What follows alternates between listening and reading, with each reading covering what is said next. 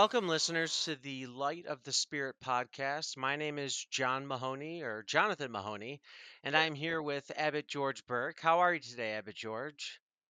Very fine. Very, very fine. Excellent. Okay, so here we go. Assuming someone has been a yogi for a goodly portion of their life, adheres to yama and niyama, and meditates correctly and sufficiently every day, how does a yogi die to evolve to a higher world, universe, or loka above planet Earth forever? How does he do it? Yes. How does someone die correctly? Oh, oh, that's easy. He dies aware of his breath and repeating Soham in time with the breath. Excellent. That's it. You see, Krishna says, whatever you think of at the time of death, you become that. All right. Okay. And he says, whoever dies thinking of God goes to God. But what's God? I mean, we don't really have, you can't conceive of God. And God doesn't really have a form. So, how do you fix your mind on God? Well, God Himself said, according to the Brihadaranyaka Upanishad, it says, in the very beginning, there was nothing but the Self, the divine being. Mm-hmm. It says, He first said, of course, said is something not with a physical mouth because God doesn't have one. But anyway, He said, Soham Asmi, I am Soham. That's why it says, in the beginning was the Word. The Word was with God, like it was inherent in God. Mm-hmm. The Word was God. So Jonathan Mahoney is not you, it's a designation for you. Mm-hmm. But the divine names are literally God.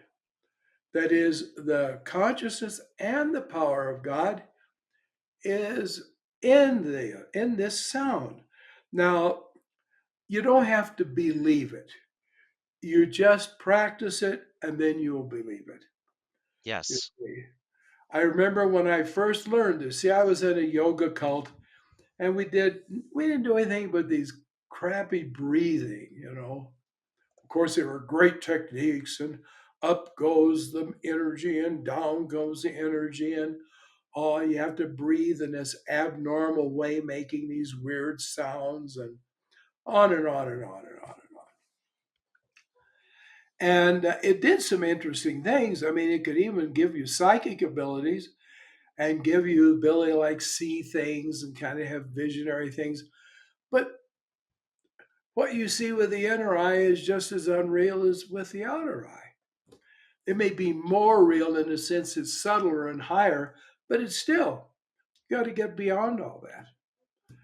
So, this kind of foolishness went on. And you see, after all, we're divine.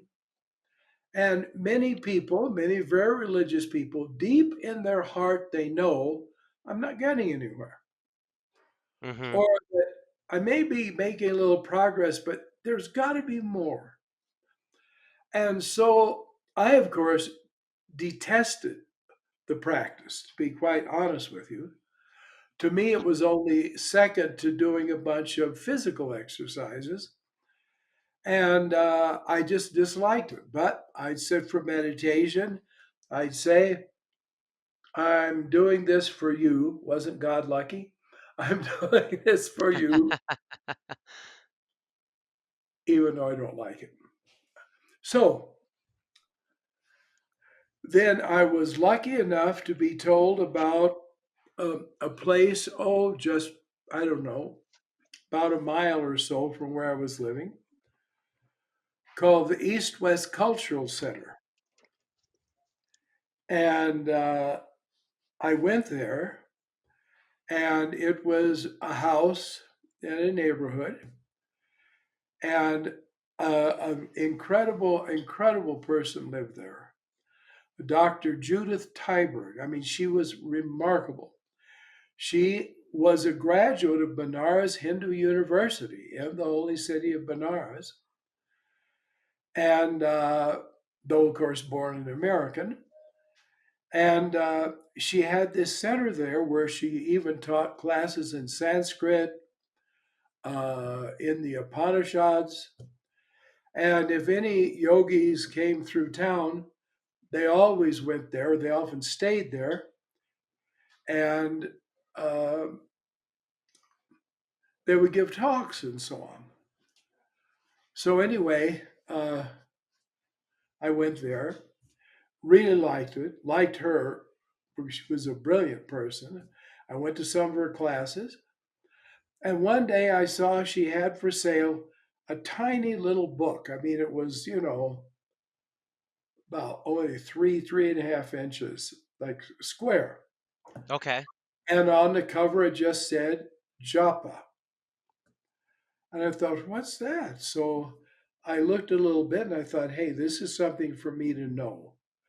At least with all my stupidity, there have been times in my life when I've known this is for me and I'd look into something. So I Mhm. bought it, took it home, read it. I don't know how many pages it is, maybe 25, if even that. And it was about mantra and about the power of mantra and how this transforms the consciousness. And I believed it absolutely. Something, it was like a trumpet went off in my soul and said, this is it. Start going toward it. Of course, what mantra was I going to use? So I made up something, and at least it was a mantra, and uh, etc. But anyway, from that it went on until finally, uh, over 50 years later, I came across, I'd heard of Soham. I had actually tried meditating with Soham when I was still in the yoga cult. One day I just sat there and I'd just seen somewhere, it was just a minimal thing, sound with the breath, say it with the breath, to go in and go out. It was just an incidental thing in a book. And so I sat there and did it, and it was incredible. My mind, it was like my mind just went right down into the fundamental silence. And I just sat there, just in this incredible stillness, though saying so, still. I mean, the lousy meditation practice I've been given never did that at all. Okay. It gave you a buzz. If you meditate long enough, you start feeling sort of ethereal and kind of heavenly, like, oh, I'm just a a cloud of light in the great firmament of God. But in 10 minutes, it was gone. Once you were out of meditation, no, you were crashed back to earth. You're the same fool you were before you started. So why didn't I stay with it? Well, it's because the cult taught a perverted version of it. Okay, where you even said the syllables wrong, you pronounced them wrong, and they were backwards anyway. So everybody in the cult hated the practice. I would say I've been doing it for years, and I still don't think I've got it right because you felt like you were suffocating. I mean, I Mm. feel like, oh, God, I've got to breathe because so and hum are the sounds of the inhalation exhalation. Well, if you put them backwards, you start canceling out this primal influence, this primal impulse toward breathing. So, of course, you do. I mean, if you succeeded, you'd kill yourself. Oh, yeah. So, uh, and so anyway, I didn't realize, but like blind faith, the great guru gave it. So this is what's to be done.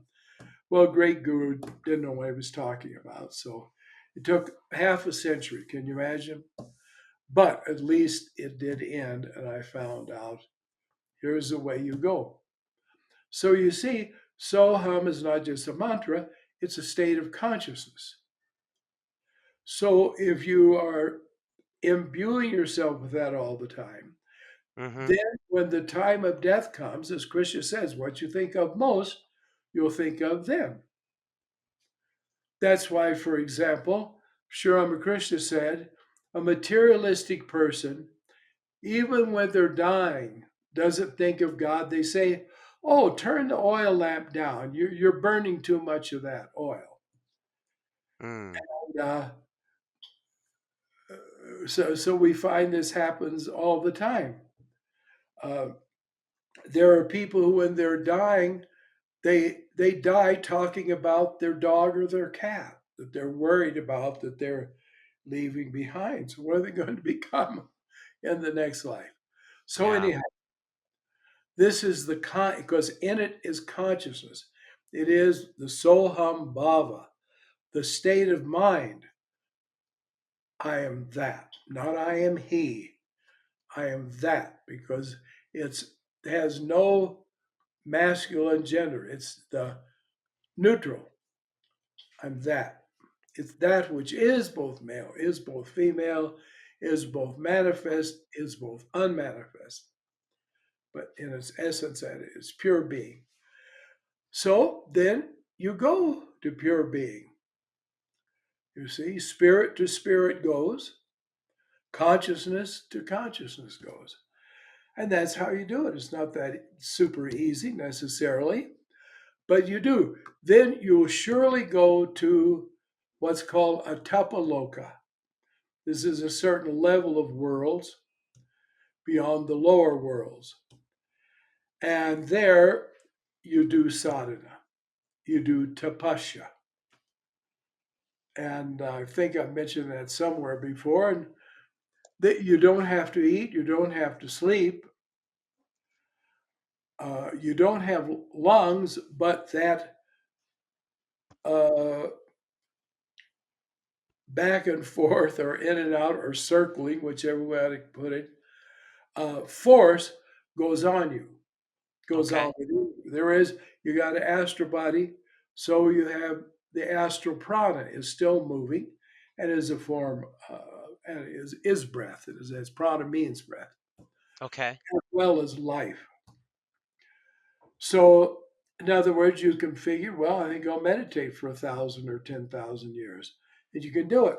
Your legs won't ache and hopefully you won't get bored. I'm not saying it takes that long, but I mean, that's what a tapaloka is about. Okay, great. Other worlds are very dangerous because they're so beautiful. They're so astounding. I'm talking from experience, not theory. That you're just stunned at the sight of it.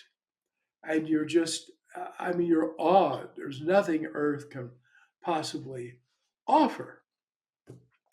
So you wander around the astral worlds for maybe 10,000, 50,000 years until your karma pulls you back into this place of disease and suffering, misery, and ultimately death. Mhm. So then back you come. But the wise in the Tapaloka, they meditate and they go to higher and higher levels as they meditate, and then they get into Satyaloka Loka because they now know the real and the true. Now, if they want, they can go down to a lower world, but they'll go down to the lower world to help people out. Okay. So they will be, in a sense, a perfectly realized person coming back is an avatar, is an incarnation of God, because we all are essentially divine. It doesn't mean Brahma and the absolutes come down. People often like to try to claim that for their favorite avatar, but that isn't the way it works. Yeah. So, see, uh, it's very interesting. All right, Jesus is called the Messiah, the word Christ, which means anointed one. And in Greek, that's Christos. So we say Jesus Christ, Jesus the anointed one. But in Jewish mysticism, the highest level of consciousness, because they're very well aware of the astral and causal worlds. The absolute highest world is called Messiah, Messiah. So anyone who goes there is in the state of Christ or the state of Messiah. And if they come back to earth, we say it's the Messiah, it's the Christ. Okay. So there are many, there are many Christs. There is the absolute Christ, and then a realized person is a Christ. Those who are one with their self are one with the Supreme Self. We still stay finite. We don't become infinite. But just as you could read another person's mind, it's possible to experience some degree of the divine mind. Okay. And you can have an experience of vastly expanded consciousness. And therefore, uh, then again, it's true. Soham is me. I am Soham. Okay, fine.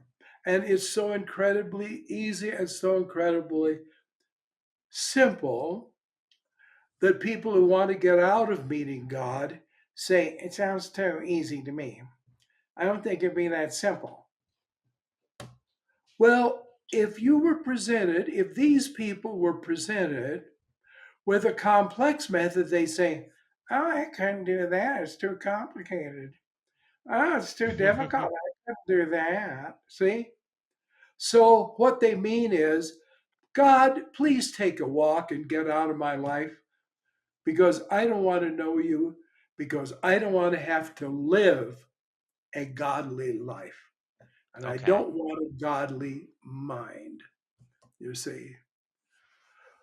So you get what you want. And what you don't want, you don't get. Therefore, these people say, well, I've been so religious and I've done this, that.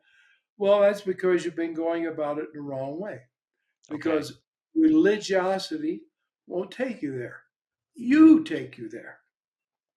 This is why Gajanan Maharaj emphasized Soham is the name of God. The truth is, it is both the name of God and the God who is named.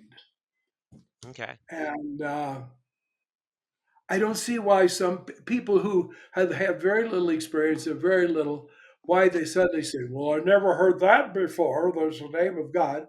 Well, what do you care what it's called or how it's labeled? Say it, do it. You follow me? I'm I being very do. bad Yeah. about it, aren't I? Because, you know, Sri Ramakrishna used to say, be a devotee, but why a fool? There are people who would rather be a fool than be a devotee. They would like to play devotee while remaining a fool. Mhm. Okay, have it your way. Do. Be a fool. But Soham Kevalam. This is the way. So let's talk about how do you do it? Because when I first learned about japa, yeah, that's a nice idea. Like, I liked the idea it was simple. I liked the idea it would work. So I wanted it to work, Mhm. but I had to work at it. So, how would I remember? How would I remember the japa? So, I thought up, yes, how do I manage it? So, first, I put a rock in my shoe. Okay. Mhm. So, when I walked, it didn't kill me with terrible pain, but I felt it. And it said, do japa. So I put the rock in my shoe. Then I thought, well, they do take beads and they roll the beads in doing japa, some. We don't do it because the breath is our japa mala. Okay. Kabir says this, make the breath your japa mala. So uh, I would just then, I would take a bead and I'm looking around to see if I got anything that's like a bead. No. So I'm wearing the Rudraksha, but so so I would take it and I would just roll it. And people fiddle with things, they show their nervousness and so on, with just sometimes just, even just they'll take a pencil and they'll kind of like move it around their fingers as they talk. So I thought, they'll think that's what I'm doing. So I just roll it, you see. Okay. And then I was lucky enough to have a yogi friend who I'd given the book to. Actually, I bought about 6 copies of the book, and I gave it to people I knew. Uh, in fact, a copy or two got up to the headquarters of the yoga cult, and the people there started saying, "Why, this is true. Why do we have a mantra? We want a mantra." And they told them some just utter tripe, and that's your mantra, and so on, Mm-hmm. which was something you couldn't do continually. But anyway, if you'll buy it, you deserve it. Uh, so anyway, so we had uh, phrases we say which would really mean be sure to do japa. One of which was, did you defrost the refrigerator? Say it in front of people. Uh, then I remember my friend one time just said, "Oh, do you remember Jimmy Joppa?"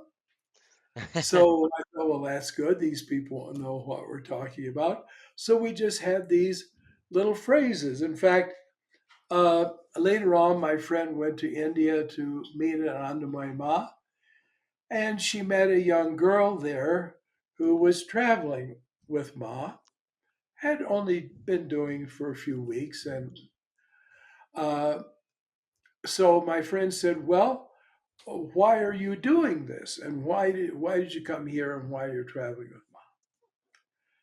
And the girl's English was very, very limited. So she said, well, I'm here I'm here to do the thing. So my friend says, what's the thing?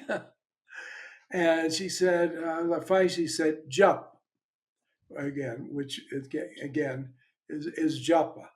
Hindi speaking or Bengali speaking people may say just for a syllable jap, but they mean japa, of course. So my friend and I would talk about the thing. Did you ever do the thing? So nobody knew what we were talking about, and we kept each other remembering. So you have to work at it. You have to try. Where there's a will, there's a way. But where there is no will, there is no way. So when people say I can't, it means I don't want, and that's up. That's their business. And I didn't come here uh, to convince people to do it. I came here to do it. So I try to do it. Therefore, though, it's good to have a way to trigger your mind. Have a reminder. You know, Yeah.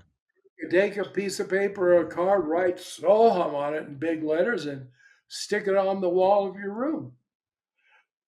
Put a little teeny card with Soham, or put some masking tape on the steering wheel of your car and write Soham on it. Whatever it takes, do it. And if you want to do it, you will. And if you don't, you won't.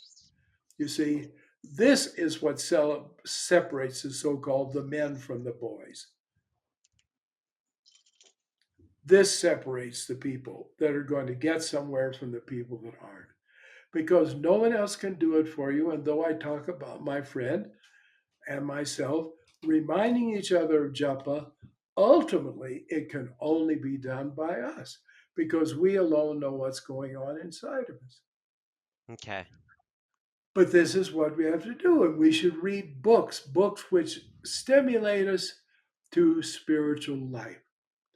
This is why Light of Soham, the life of Sri Gajanana Maharaj, is such an important book. And then the inspired wisdom of Sri Gajanana Maharaj, which is his teachings, especially regarding sadhana, and I've expanded it with some some commentary. And that's actually my favorite book. I have it with me in our car. And when I'm sitting in the car and something is getting done by another monk, say in the post office or this or that, I pick it up and I read it. Okay. I've read Soham Yoga through 4 times. I've read Light of Soham about 3 or 4 times. And I'm doing that with inspired wisdom. And I think it's about time for me to start Soham Yoga again. Okay. Because, in other words, it's simple. You just do it. You say, if you don't have inner motivation, you'll never manage anywhere, anyhow. You know, so it's an adult can feed themselves and dress themselves and walk themselves to where they want to go, and so can a spiritual adult. It's not for you know they have the label adults only, which usually means indecency. But the truth is, yoga is for adults only Hmm. because they're the only ones that are going to do it. So this is an important part about that. And don't lie. People should not lie to themselves and to others. If they don't want to do it, they shouldn't do it. And that's the end of it. So that sounds quite grumpy. But again, there's an expression suffer fools gladly. Well, why should you suffer fools at all? So a yogi also needs to do this. He's got to figure who in his life is helping him at all onward, and who in his life is, if they could, pushing him back in the dark because there are people that don't like it and they'll try to distract you. And then there's the dead weight that don't even have enough consciousness to either impede you or foster your going forward. And what are they there for? You Yeah. see, Yogananda said company is greater than willpower. That means the company of tamasic people who are not going on the spiritual path will be an influence to stop you. Okay. That's the truth. And the people who really don't want the spiritual path, well, they're your enemy right there, declared. This is why I one time talked to one of Yoganandaji's lifelong friends. They lived in the same neighborhood. They meditated together even when they were virtually children. And he was the very first person that the Yoganandaji took to meet uh, his guru, Swami Sri Yukteswar. And so I asked him, I said, won't you tell me something about Sri Yukteswarji? And he said a few things, but he said, as the moment you got any instruction from him, when he then taught you how to meditate, he would say, do you know anyone else who meditates? And he said, if you do, make them your only friends. In other words, you only associate with other yogis. Now, you could be fanatical about it and ridiculous about it. You don't say, well, my family aren't yogis, so I'm not having anything to do with it. And that'd be stupid. But you have to ask yourself, what is the value of nothing? And the true fact is, until we begin the spiritual path, we are nothing. Yeah. But there are good people on the spiritual path. They don't know yoga, but they really are wanting to be with God. You know, they're very good. Of any religion, you can find people whose minds are turned to God. Okay. And they are also good friends to have, of course. They don't have to know you don't even need to know a formal way of meditation. However, we should think if they really want it, why hasn't God sent them the knowledge of how to follow the life?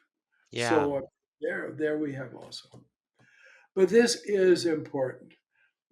You've got to keep a sharp point on the pencil. People like to talk about a one. They think it sounds cute. See, so it talks about being one pointed in meditation. Now, if you said, what does one pointed meditation mean? They couldn't tell you at all. But it sounded good.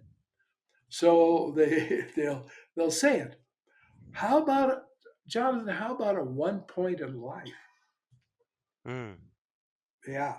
There you go. How about a one pointed life? So the thing is, you can't drag them, you can't drag them along. They're not worth dragging along anyway. And you just have to get on down the road. An aunt of mine, remarkable person. I was lucky enough to live with her for about 2, 3 years, and she taught me a tremendous lot. I'm so glad to say. I came to when I was only 6, and I unfortunately had to leave her when I was 9, when my father made the mistake of getting married again, and she she taught me this kind of thing.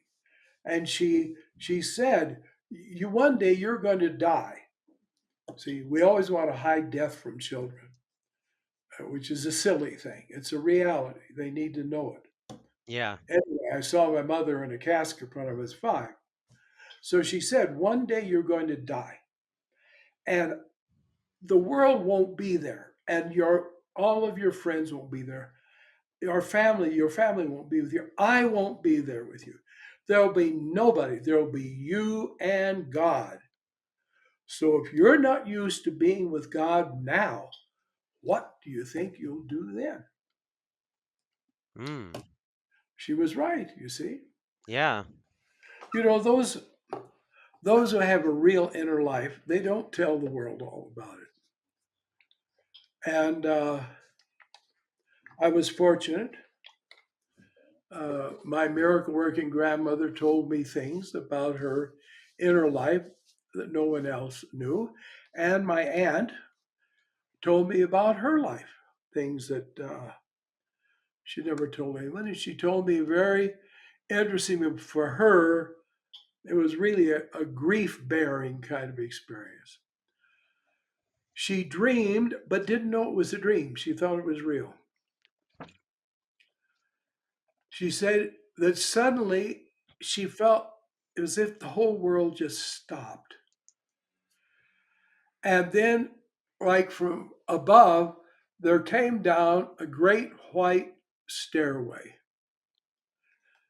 and right down onto the ground. And she understood this is the end.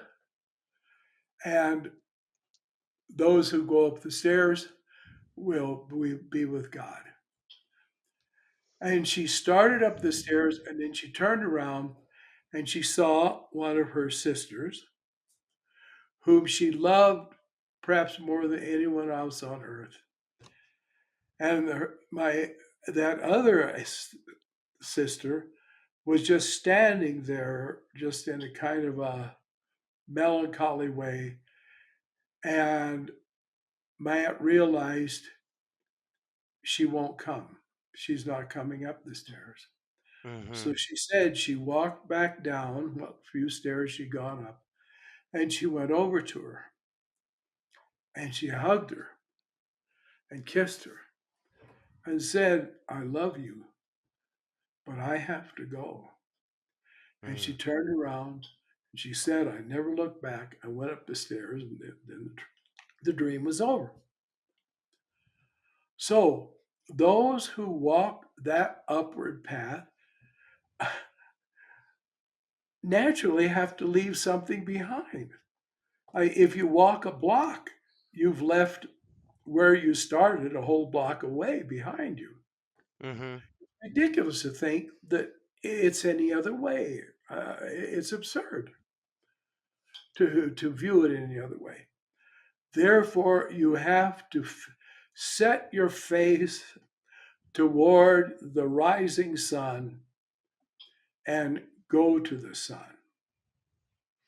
That's your path. I remember a very, very vivid dream I had because at that time I was associating with several people who thought they were yogis, wanted to be yogis, said they were yogis. And so I had close association with them. But they mostly just kind of moseyed along the path to God. So I had this dream. And in the dream, we were all in a big river, and we're all in, each one of us was in a canoe.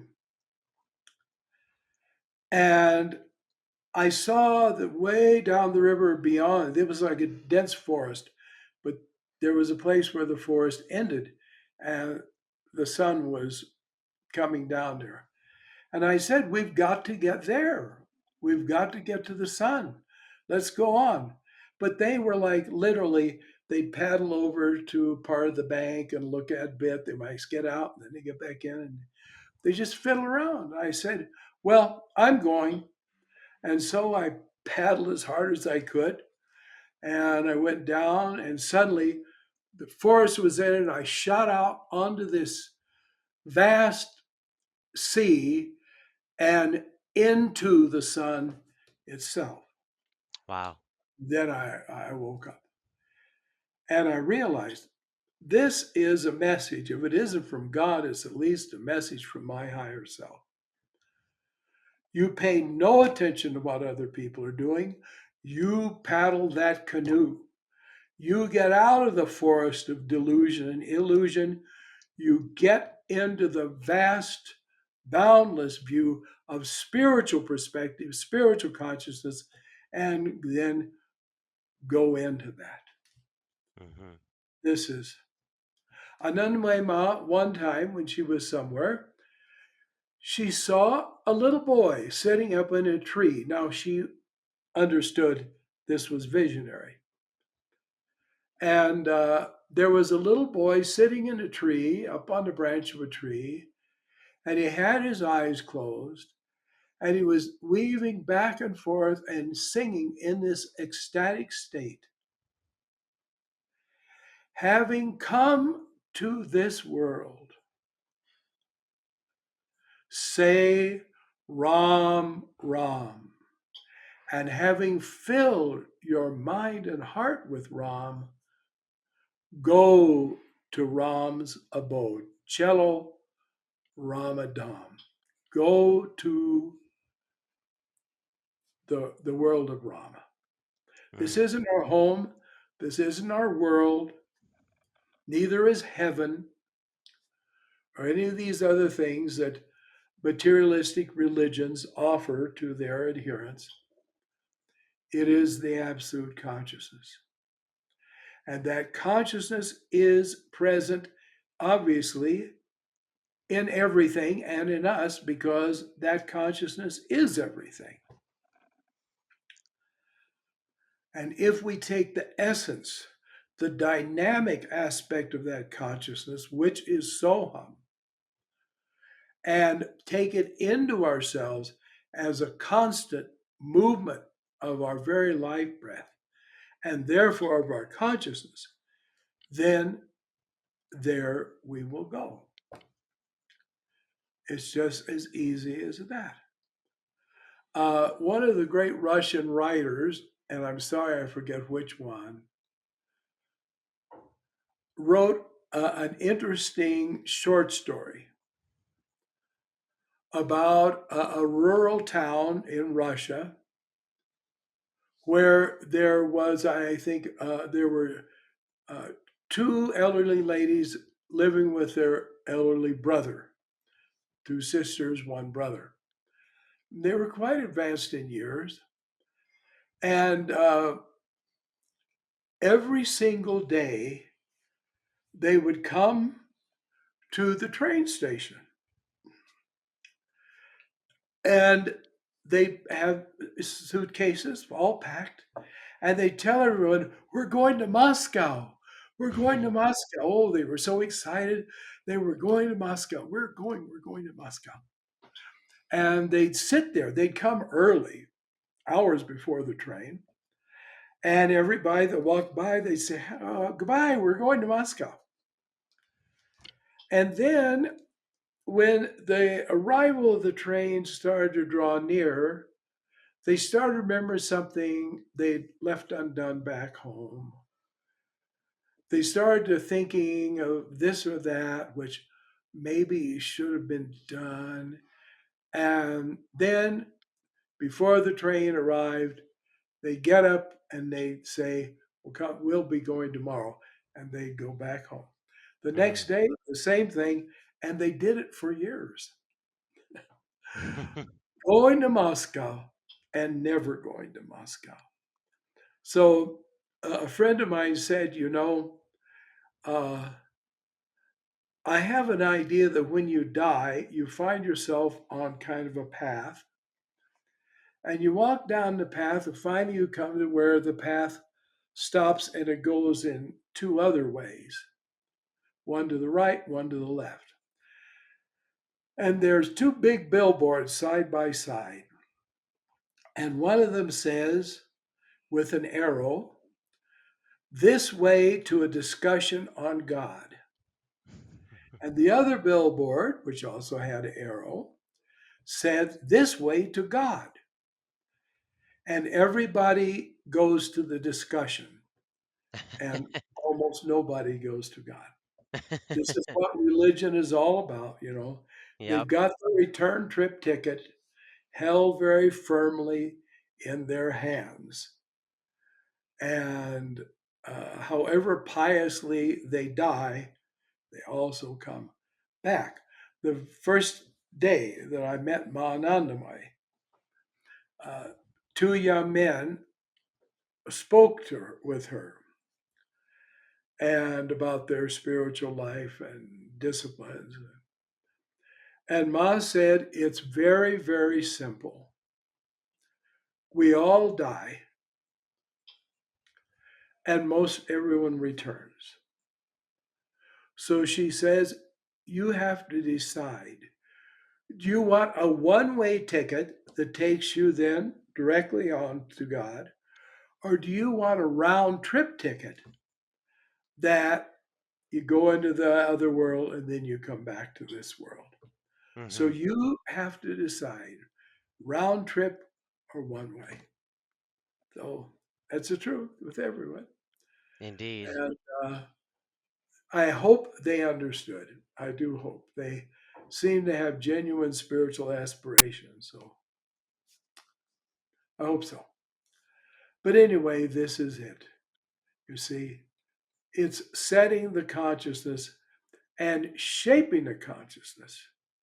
You see, um, I saw really Anandamai Ma, of course, was very amazing in many ways. She was constantly changing in her appearance. This was, I don't mean so total, like she wouldn't have different colored hair or anything, but she would look old, she would look young, she would look middle aged. She was always shifting like this. And I saw, and her body did too. Literally, I've seen her be tall, I've seen her be short in, say, 30 minutes. Wow. So I saw a very interesting, before I met her, I saw a very interesting photo where she was sitting holding in her right hand a small image of Shiva, who was like Shiva meditating. And she was looking at that image. and her face had changed into that face. I mean, the jawline of Shiva, her normally she didn't have that. It was a very straight, curved jawline, and I mean, she still had her long hair, like as was usual. Of course, he has long hair, but all matted. But anyway, but literally, she'd taken on the appearance of Shiva. You see, Wow. this is why whatever we think of is so important because when you think a thought, your mental Shakti, your Manasic Shakti, forms itself into either exactly that form or something approximating it. This is why evil people revel in a religion that denies making forms of God, that even say it's a sin. God has no form, God is beyond it. Oh, that's true. But the God that we can deal with is that part of God which does have form. And form and divine form is very, very important because if you look at a photograph of a saint, part of your mind starts tuning into that saint and starts creating that image in that mental Shakti. Same thing, though, if you just look at a photograph of just some famous person, et cetera, et cetera, you can't stop. You can't read your mind is always shaping itself. This is why blind people usually look incredibly serene because they don't have the distraction and their minds aren't constantly going like this and this and this. That part of their mind is nice and quiet. So there's advantages to what we call handicaps sometimes. But this is really the truth.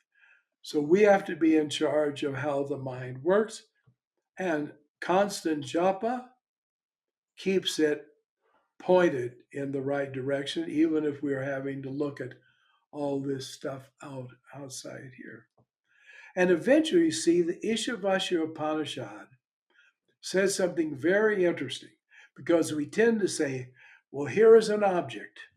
You see, here's an object. Here's an object. Uh, and our mind takes on that shape. That's the truth. But it only takes on the shape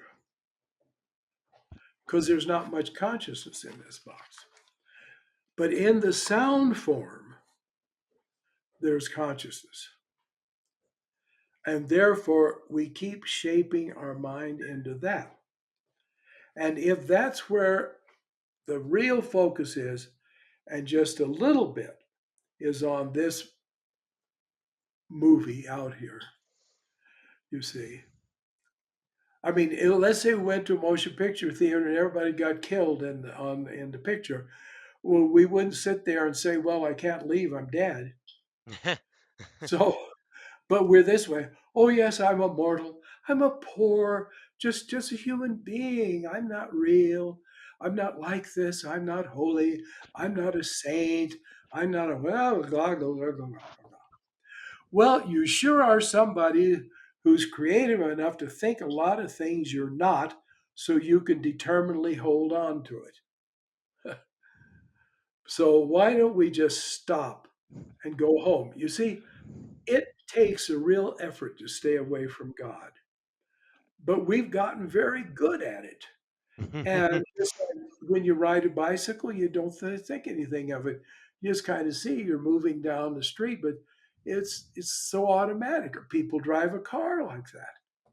So we've learned how to keep coming back and back and back and back, Hmm. and cry and suffer in every lifetime and say, how could God allow? But we do it over again, you see. We Mm. like it. We like it. In India, they say the camel likes to chew on the cactus, and they have all these big thorns, spiny thorns. And so the camel chews on it, and the thorns cut its lips, and the lips bleed, and to pierce the tongue, and the pain is there in the lips and the tongue. But the camel just keeps right on chewing, and when he swallowed that down, he reaches out and gets more. Mm. So this is the way. Sorry, go on and on and on. But when are we going to get the idea? When are we going to understand? No more of this, no more of this, but all of that.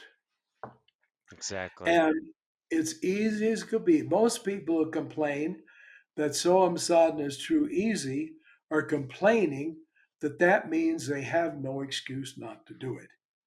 Mm. So then they tell you that it isn't that easy and it's impossible and it's hard and I can't do it, you see. And there are people who say, well, I can't even meditate. My mind just goes like this and that. I just can't. Then you'll walk in and you'll find them, say, making a model airplane. And sorry, I'm doing this right now. And boy, their mind is right focused there. Their unfocusable mind is right there when they want it. Yep. So, so it is. So it really is. We decide, God doesn't, saints don't, great guru doesn't, we decide.